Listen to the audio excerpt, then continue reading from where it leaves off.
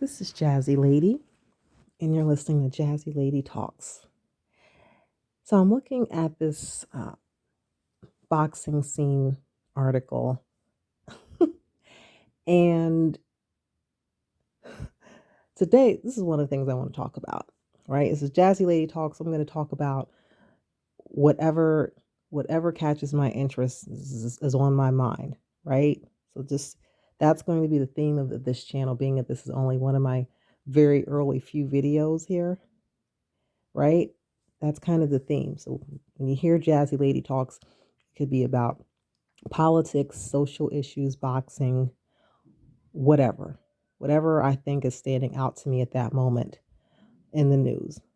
And right now, I'm really thinking about, as a huge, huge boxing fan, I'm thinking about Floyd Mayweather telling Shakur Stevenson and Devin Haney to fight each other and don't worry about Tank. That's interesting. He's basically saying that, of course, we know Floyd loves to use the term hell of a fighter. He says Shakur Stevenson is a hell of a fighter. Devin Haney is a hell of a fighter in an interview. He says if Top Rank has Devin Haney and Shakur Stevenson, then they need to fight each other. Don't worry about Tank. He goes on to say in this interview, everybody's saying that Tank is not this and not that. Tank don't have this belt, he don't have that belt. If that's true, then guess what? Don't worry about Tank. Let Tank keep doing what he's been doing.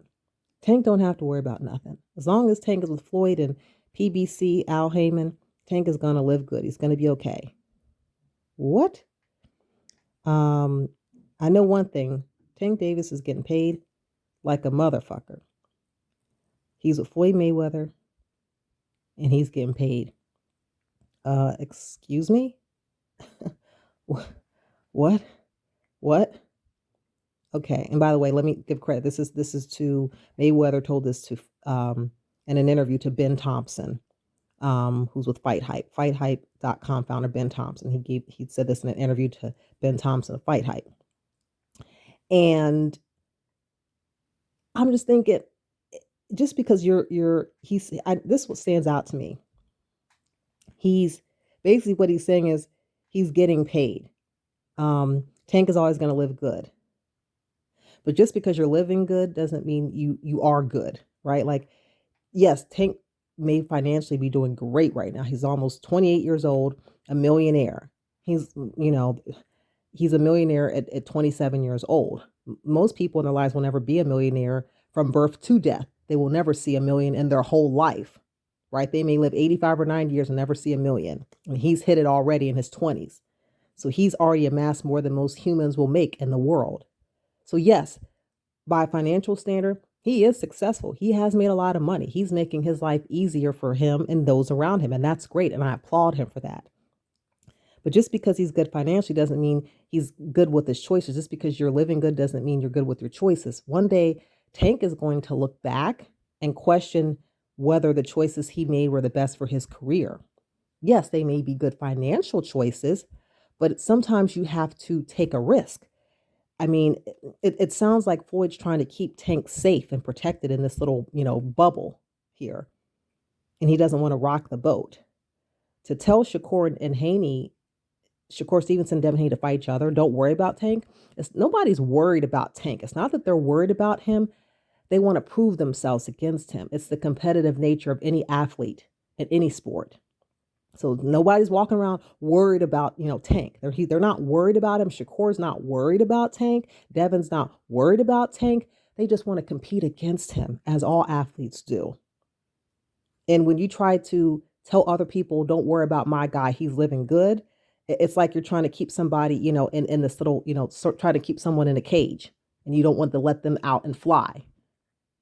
The reason I want to see Tank fight Haney and Stevenson is because I think there's a possibility he might win. I think Tank is extremely talented, and that's why I want to see it. If I didn't think Tank had talent, I wouldn't give a shit who he fought. Why would I care about a no talent? Ever since I saw Tank I think the first time I remember seeing Tank was in 2015 or 16. I was extremely impressed by him. And I knew right then, I felt when I saw his performance, he was going to be a star. I mean, I feel like Tank sometimes his talent is also overrated by some people that, I guess claim to be, boxing heads.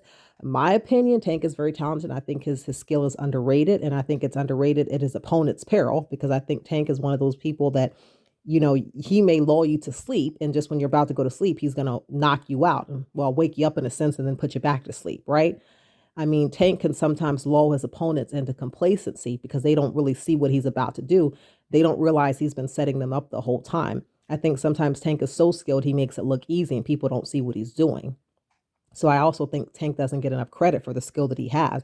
I also think he does have good footwork and timing. So some of these people that says Tank can't fight, I don't see, my eyes do not see what they're seeing.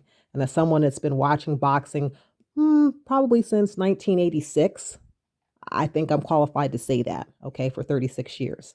But yeah, I just think that I want Tank to be able to branch out, and as someone that's going to be 28 years old in a few months, just be able to just take more risk and prove to himself, because one day Tank's going to look back. Tank's not going to be 27 forever. He's going to be 32 one day, 33, 34, 35, and he's going to have to look back at his career and decide if he made the best choices for his career.